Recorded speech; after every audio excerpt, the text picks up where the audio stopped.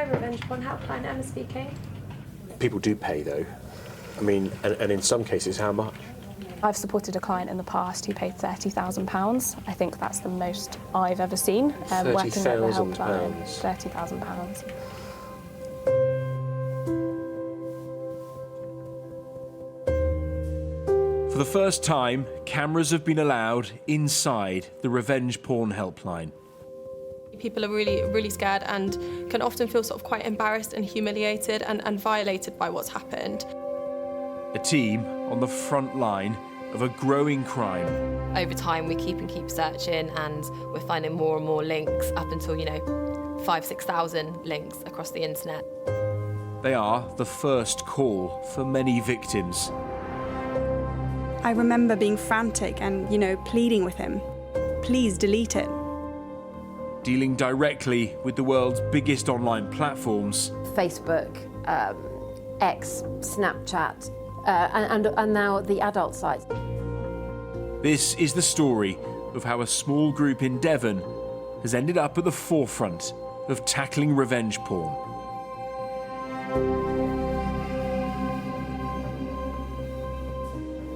So we're on our way to meet a small group of women who over the last 8 years have helped to remove around 300,000 intimate photos and videos online, what we know as revenge porn.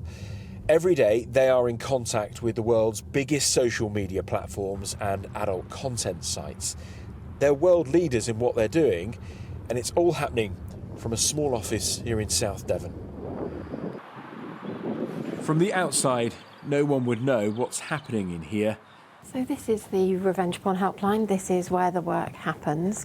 But inside, this team is dealing with thousands of intimate images. They're helping terrified victims whose pictures and videos are online against their will. Usually people that call us are very, very upset. They are very anxious if their content has already been shared or they think that they're in danger of it being shared imminently. That's an extremely distressing thing. I think from what you've described, you've been a victim of a very common type of online crime known as sextortion. And then when they have that content, their behaviour very quickly changes and they start bombarding you with these quite terrifying messages. Usually begins with the line, "I'm going to ruin your life," or "I'm going to make this content go viral." Is that all sounding quite, yeah, okay? The helpline, funded by the Home Office, was set up in 2015 when revenge porn was first made a crime. The team receives hundreds of calls every week. A typical phrase would be like, "I shouldn't have sent them the content, I shouldn't have done that, it's my fault, I should have known better." And I get quite passionate personally, and I think the rest of the helpline team do, about kind of cutting off that negative kind of energy, I suppose, and reminding them that it isn't their fault. The number of victims they're helping is on the rise. Exclusive figures for Sky News show that in the first 9 months of this year, the Revenge Porn Helpline received more than 3,250 phone calls. That's an increase of 31% on the same period last year. If you include online reports to the helpline, there have been more than 10,000 people contacting them. That's already 13% higher than last year's total. Intimate images are often used as a digital weapon by ex-partners or scammers.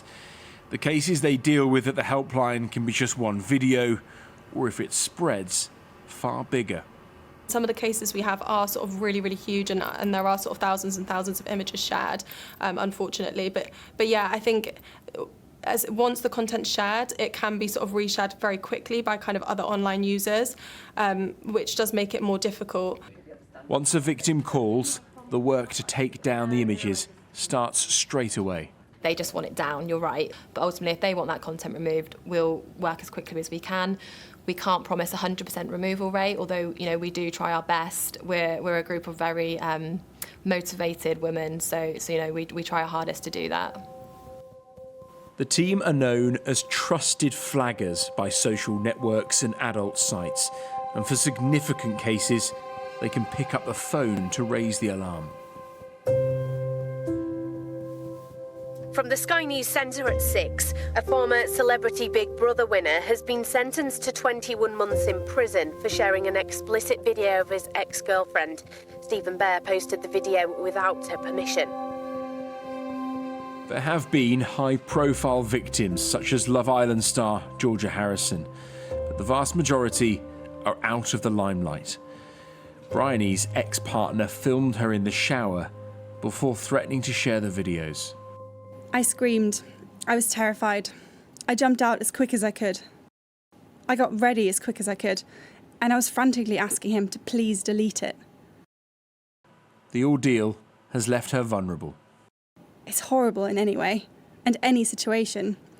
Women are taking photos or videos and they're trusting someone else with these ones, and the other person will completely violate that trust, and there's zero respect for the other person. My body is my own body, and it wasn't up to him. It wasn't his choice to decide who else sees it. Bryony still lives with the threat that the images will come out. But for others, it's too late. I lost my privacy in a click of a finger with one direct message on Instagram. I lost that, and to me, my privacy is something I'll never, ever, ever get back. Former professional footballer Lee Nicol had intimate images of her and an ex-partner uploaded to an adult site. That was a night from hell, to be honest. I didn't sleep. I was being sick. I was waiting for the police to turn up in the morning. For Lee, videos she'd long forgotten about were now all over the tabloids. Honestly, it was just, I want to die. Don't want to deal with this. Don't want to have to phone my mum. Don't want to have to phone my brother. Don't want to have to speak to my friends. Don't want to have to give up football. Don't want to lose my job. 4 years on, and Lee is still dealing with what happened. She now gives talks to professional sports teams about the risks of sharing content. We do live in a world where that is completely normal. It's a huge part of relationships. It's a huge part of dating lives. It's a whole huge part of the online world that we now live in. But if you have done it, that's okay. It's about putting things in place to make sure that your devices is so secure. It's changed my life. In many cases, it's made me a better person. But I've got scars that people will never see. With so many now sharing sexual images with partners, the risk grows. How many images and videos have you had to look at? Oh, God. I don't know. If I'm honest, I wouldn't be able to give you a number off the top of my head. Yeah, thousands. I mean, that could just be one client as well. Having to view so much can take its toll. I don't want to say you get desensitised to it, because I don't think you do, but you do just, you know, you're being professional, and you know that that's the job and that's what needs to happen. So it's, you know, you find a way to sort of separate that. To help, the call handlers have a dedicated counselling service. They are, as a general rule, really good at putting on a show of how well they're doing. And they will come to sessions generally being quite upbeat. It's not unusual for the sessions to end up with the helpline worker in tears. David meets with each staff member at the helpline at least once a month. I don't think it would be going too far to say that at times there is scope for the workers being traumatised by what they've viewed or what they've been witness to. Dealing with such explicit images every day is something helpline manager Sophie is acutely aware of. I'd be a liar if I said this was an easy job to do for me and for the team, but I think the important thing is that we're making things better for people. With more and more victims seeking help, police are making more arrests. When revenge porn first became a crime in 2015, 206 charges were brought by the Crown Prosecution Service. 8 years on, that number has risen to 631, up 206%. But that is likely the tip of the iceberg, with many cases going unreported. From the Sky News Centre at 4, prosecutors will no longer need to prove criminals intended to cause distress when sharing so-called revenge porn material in a tightening of the laws. The government's new Online Safety Act will toughen laws around revenge porn. Criminals who share images with intent to cause distress could be jailed for up to 2 years, while social media firms who don't comply could face fines of up to £18 million. Baroness Nikki Morgan worked on the bill. The Online Safety Act is going to be groundbreaking. It's interesting that a number of countries are very much watching the UK, the new regulator, how they are going to obviously police and enforce all of this. I think Ofcom will have the teeth. I think the issue is going to be about whether having the threat of significant fines is enough to change the way the platforms and search engines police their content online.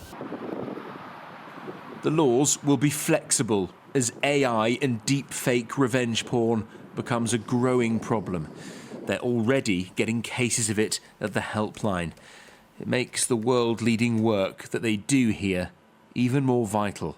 It is a regular surprise to the people here that we sit in this little business park near the M5 in Devon, but we have this engagement with governments around the world. I've had calls with people sitting in the White House and thought, how exactly has this happened? But it's happened because the UK have in fact been at the front of this conversation as a country, as a government, and culturally. For the call handlers, getting people's most sensitive photos and videos off the internet makes the job worthwhile. It is really rewarding work, and you do feel like you are really helping people and hopefully making sort of a huge difference to people's kind of mental health and their lives, really. It's the best feeling ever, honestly. It's amazing, and I think the best thing of all is being able to tell that client, especially if it's in a fast period of time. The quicker we get the content removed, the less likely it is to be shared across the internet.